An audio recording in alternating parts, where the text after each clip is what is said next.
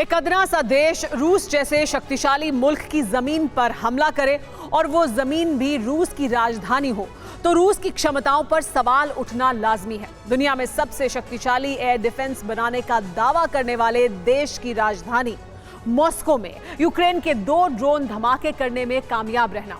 अब सवाल रूस की साख का है, जिसे बचाने के लिए सरकार से जुड़े लोगों से मीडिया तक अपील दलील दी जा रही है। मॉस्को पर आक्रमण से एक बार फिर परमाणु हमले की समीकरण तैयार हुआ है।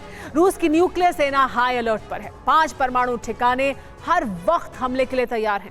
अब इंतजार है तो बस पुतिन के फैसले और ऑर्डर का।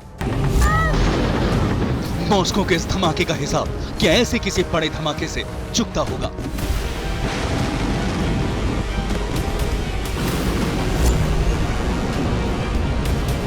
यूक्रेन के ड्रोन का जवाब क्या दुनिया के सबसे डेंजरस हथियार से दिया जाएगा?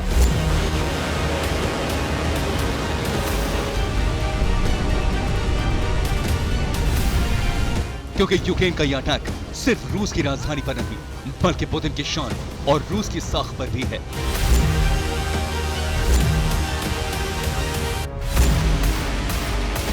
मॉस्को में ड्रोन से हमला, क्रीमिया में 25 ड्रोन से हमले की कोशिश और रूस की सीमा में स्टॉर्म शैडो मिसाइल दागने का अंजाम क्या होगा, इसके संकेत मिल चुके हैं।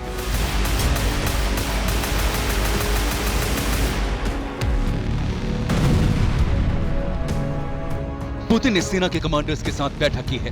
न्यूक्लियर फोर्स को स्पेशल अलर्ट पर रहने का आदेश दिया गया है। पुतिन ने एटमी हमले से जुड़े सभी कोड बदल दिए हैं।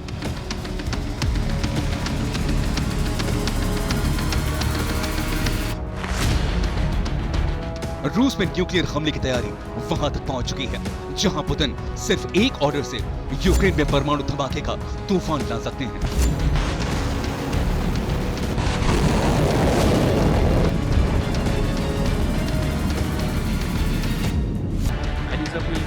पुतिन ने यूक्रेन युद्ध को सही और रूस के लिए जरूरी बताया है, तो वहीं रूस के पूर्व राष्ट्रपति और पुतिन के स्पेशल एडवाइजर दिमित्री मेदवेदेव ने यूक्रेन को परमाणु हमले की धमकी दी है।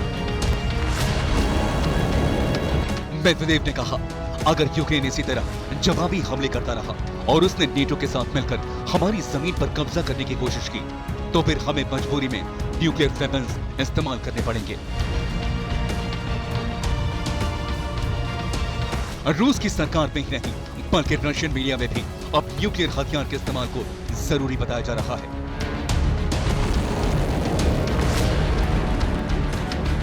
एक टीवी शो में कहा गया है, अगर मॉस्को यूक्रेन में युद्ध हार जाता है तो रूस का अस्तित्व खत्म हो जाएगा। इस शो में रूस की संसद के निचले सदन के उपाध्यक्ष प्योत्र टॉल्स्टॉय ने कहा,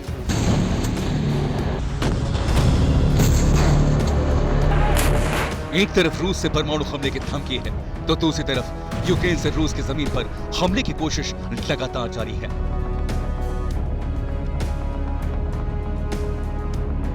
यूक्रेन के प्रेसिडेंट ज़ेलेंस्की भी हुंकार भर रहे हैं। ज़ेलेंस्की की ललकार ने पुतिन के गुस्से की आंख में घी का काम किया है।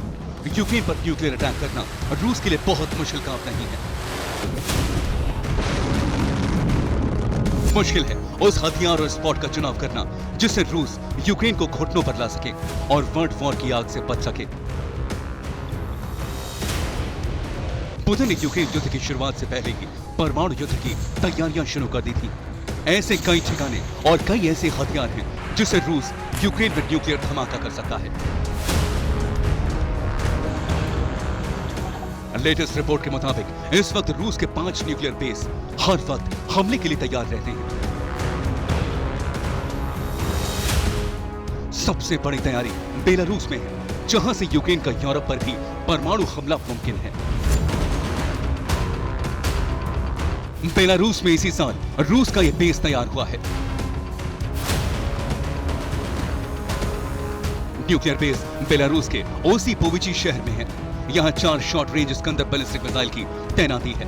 बेलारूस के न्यूक्लियर वेपन डिपो से इसकी दूरी 12 किलोमीटर है।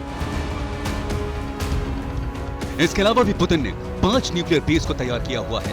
पुतिन के 5 न्यूक्लियर बेस का पहला ठिकाना है कैस्पियन सागर।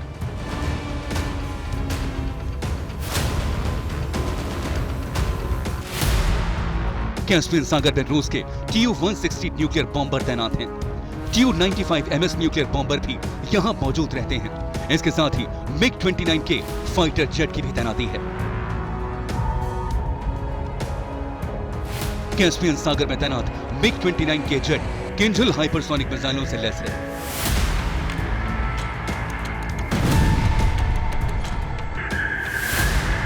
बहुत पहले ही किंजल मिसाइल पर न्यूक्लियर वॉरहेड लगाया जा चुका है, यानी पुतिन के ऑर्डर पर तमाम एयर डिफेंस को नाकाम करती हुई रूस की किंजल मिसाइल परमाणु सनसना ला सकती है।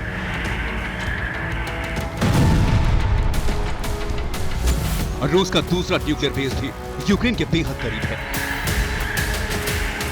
रूस का दूसरा न्यूक्लियर बेस है ब्लैक सी फ्लीट। इस फ्लीट में एडमिरल सर्गेई कोर्शकोव फ्रिगेट तैनात है।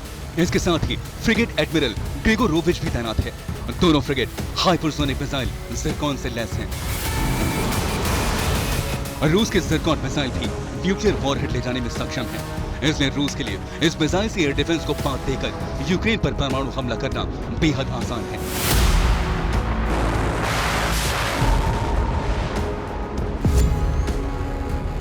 आर्कटिक में रूस का युद्धाभ्यास कर चुका है और यहां से भी परमाणु युद्ध में दुश्मनों को मात देने की तैयारी है।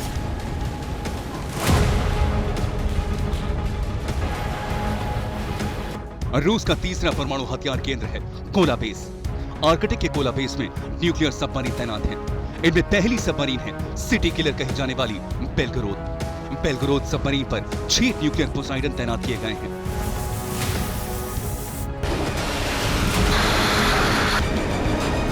आर्कटिक में बेलगोरोद के अलावा PR-955A बोरोई क्लास की सबमरीन भी तैनात है। बोरोई क्लास सबमरीन पर 16 न्यूक्लियर बैलिस्टिक मिसाइल तैनात हैं। यानी रूस चाहे तो यूक्रेन पर परमाणु हमला करने के बाद नेटो देशों के संभावित हमलों का भी करारा जवाब दे सकता है। रूस का चौथा न्यूक्लियर बेस है कामचत्का। बेरिंग सागर के इस बेस पर RS-28 सरमत ICBM तैनात है। सरमत ICBM के रेंज 18,000 किलोमीटर तक मार करने की है। सरमत मिसाइल में एक साथ 15 न्यूक्लियर वॉरहेड लोड हैं।